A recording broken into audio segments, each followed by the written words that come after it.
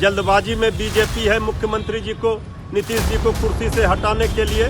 देखिए, नीतीश कुमार जी ने 20 साल में जो काम किया है उसी रास्ते बिहार तरक्की किया है, उसी रास्ते अमन शांति प्रेम भाईचारा हुआ। एनडीए की सरकार रहेगी, लेकिन शर्त उसमें क्लियर है कि नीतीश मॉडल चलेगा, 7 निश्चय पार्ट 3 चलेगा। अरे तेजस्वी यादव क्या बोलते हैं, लोग अब लिखो पे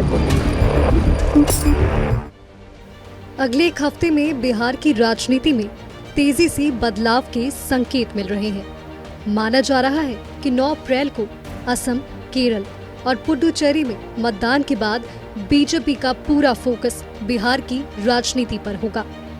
सूत्रों के अनुसार 10 अप्रैल को नीतीश कुमार दिल्ली में राज्यसभा सदस्य पद की शपथ लेंगे और 11 अप्रैल को उनकी प्रधानमंत्री नरेंद्र मोदी से मुलाकात प्रस्तावित है।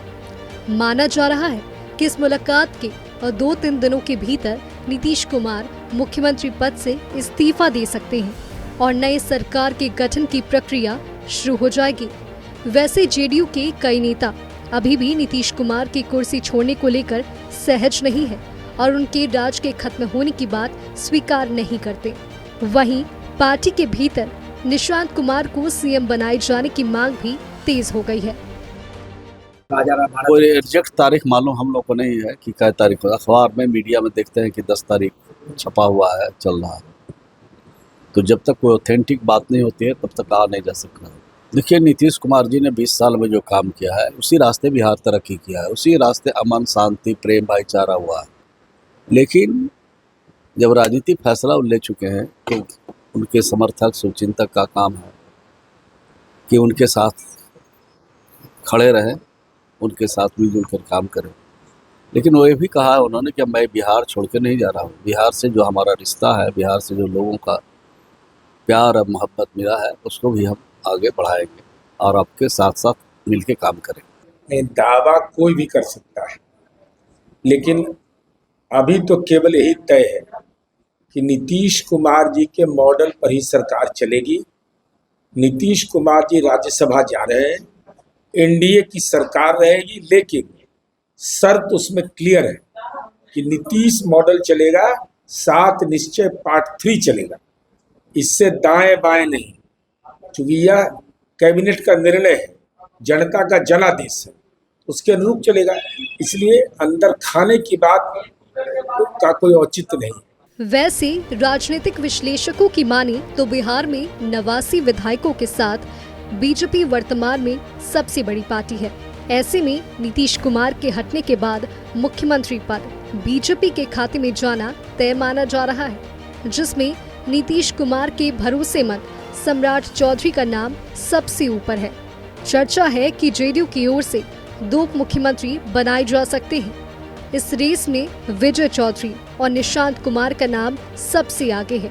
उधर जेडीयू नेताओं की इच्छा तो है कि निशांत कुमार सीएम बने, लेकिन ये इतना आसान नहीं दिखता। निशांत का रोल होगा सरकार में या नहीं, ये तो बड़े नेता मिल बैठ के तय करेंगे। इतनी बात मैं कह सकता हूँ कि उनको सरकार में भी लेना चाहिए और पार्टी की भी जवाबदेही देना चाहिए।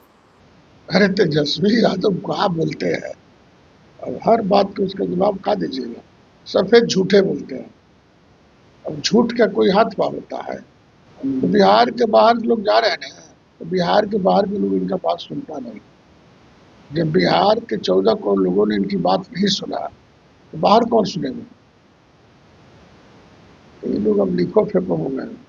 उधर विपक्षी दल इसी बहाने बीजेपी पर निशाना साधने में जुटे हैं।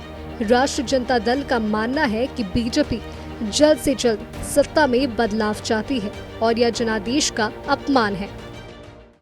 आज क्या स्थिति है सरकार में, कितनी बेचैनी में, जल्दबाजी में बीजेपी है मुख्यमंत्री जी को, नीतीश जी को कुर्सी से हटाने के लिए। जनता के जनादेश से कोई मुख्यमंत्री बनते हैं तो जनादेश का भी अपमान है।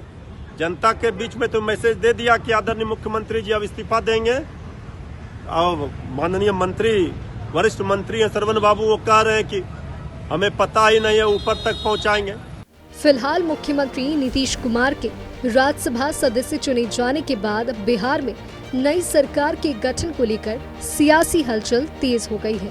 माना जा रहा है कि खरमास खत्म होते ही बिहार में नई सरकार का गठन हो जाएगा।